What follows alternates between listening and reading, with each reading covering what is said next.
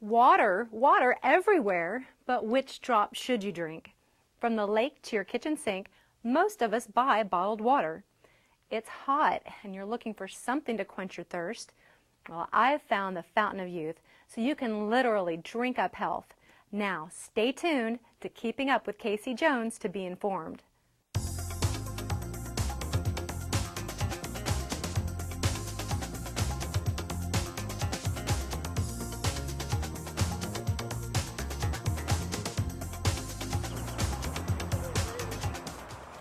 Are you keeping up?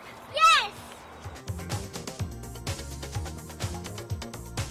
Every time you ride your bike, the most important thing you need to bring with you is water. And probably no one knows that better than an endurance athlete. Welcome Jay Hare, avid cyclist and president of Ion Ways. Jay, welcome to the show today.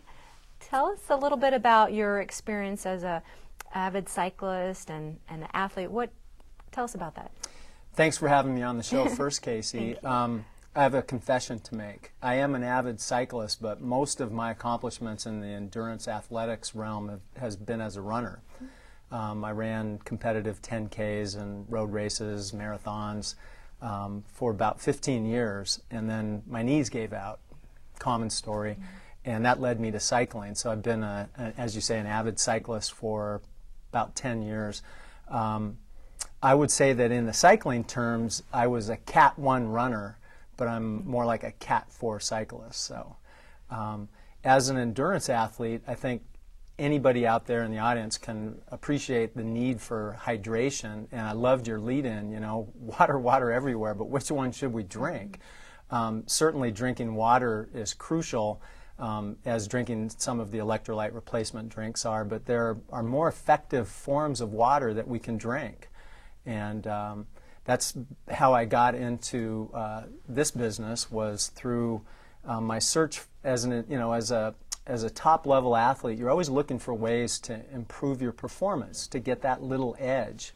The higher up you get in athletics, you know, the edge comes harder and harder. So what if I told you I'd found a water that you could drink that was up to 6 times more hydrating than bottled waters, purified bottled waters? What if I told you that there was a water that you could drink that was full of more antioxidants than 2 glasses of fresh squeezed orange juice? What would you think if I told you there was a water that you could drink that was full of a condensed form of alkaline minerals like calcium, magnesium, potassium, all things that are very, very important to athletes? Wouldn't that be pretty cool? Yeah, and of course I would go, well, how can there be such a difference in water? I mean, you think, well, I know that there's chlorine in the water, that you get a filter to help get the chlorine out, or, just the fact that, especially here in Texas, that lake water really is our municipal water. That's our drinking supply. So, unless it's been filtered, but, I would have no idea that water could have antioxidants. I mean, I know that, my strawberries or something do, but these are some wonderful, interesting new thoughts. I really look forward to exploring these with you. So where should we start?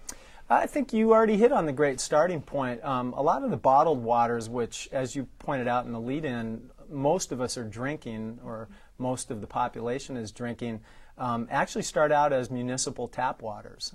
There's actually one here from Texas that's called Mount Everest water, or Everest water, or something like that. And they have this great picture of Mount Everest on the label, and it turns out to be that particular municipal city water that's run through filtration. So you talked about chlorine and the fluoride and all the different things. Of course, in the media now we have all the news about pharmacology in the water. And so it's getting more and more scary when you think about drinking what comes out of your tap. So in terms of the water industry, there's what we call Generation 1 water products. So Generation 1 water products were designed to just do one thing to water only, and that is to remove things from the water, take out the contaminants. And those would include things even like water softeners. They removed calcium from the water. So Generation 1 water products just remove things from the water. Our technology is what we call Generation 2. So it incorporates a Generation 1 product to clean the water first, but then the Generation 2 technology actually alters it at a molecular level so that it's more hydrating, has the antioxidant potential, more available oxygen, the rich source of beneficial alkalizing minerals. Very interesting. And you're talking about more oxygenating and different things. Can you explain a little bit about, okay, so this is a technology. Explain the technology that allows the water to become something different. And why is it different? You know, what is water originally? What's it supposed to be in nature? What's the difference between what, you know, health, what we think of, you know, God created water and then we bottled it and then that's not good and now we've got some type of technology to help get it back to nature? Or how does that all come together? You're a natural in the water world. You're just leading me in all the right directions. Actually, it's interesting. Most of the bottled water products that we buy, that most of the people are buying, toting home from Costco or having delivered to their houses in the 5-gallon buckets, or bottles, are purified waters. And purified water, you have to understand, is a man-made invention. There is no such thing in nature as pure water. Pure water just being H2O, an oxygen and 2 hydrogens. So all water in nature has what we call naturally occurring minerals. And purification actually removes the contaminants, but also those naturally occurring minerals. So what you end up with is a water that's mineral-free, that's very acidic, and very hard to absorb. So it's not very usable by the body. A lot of it passes through and you expel it without it performing its primary functions, which are metabolism and removal of acidic waste from the body. So as an athlete, you know, when you train hard, you create lactic acid, right? So to drink an acidic, there's only one way to neutralize an acid state in science and nature in our bodies, and that's through the introduction of a base or an alkaline. So with cycling, for instance, or running, you go out and you do a 2-hour cycle, you're going to create an enormous amount of lactic acid. You're also going to create an enormous need for oxygenation, an enormous need for antioxidants, and an even more enormous need for hydration, proper hydration. So to drink water that's more effective at those functions or functionalities just makes sense. And that's what our water does. So the technology behind it is real simple. It's called electrolysis. So is that like when I want this little hair removed? Is it the same thing now? Well, same technology, Okay. Different application. We create a magnetic, so after we clean the water up, we infuse the water with a selectable magnetic field or energy, and then we separate it with a membrane. So everything in this technology happens through polarity and attraction. So it just so happens that all the alkaline minerals, calcium, magnesium, potassium, sodium, are all positively charged.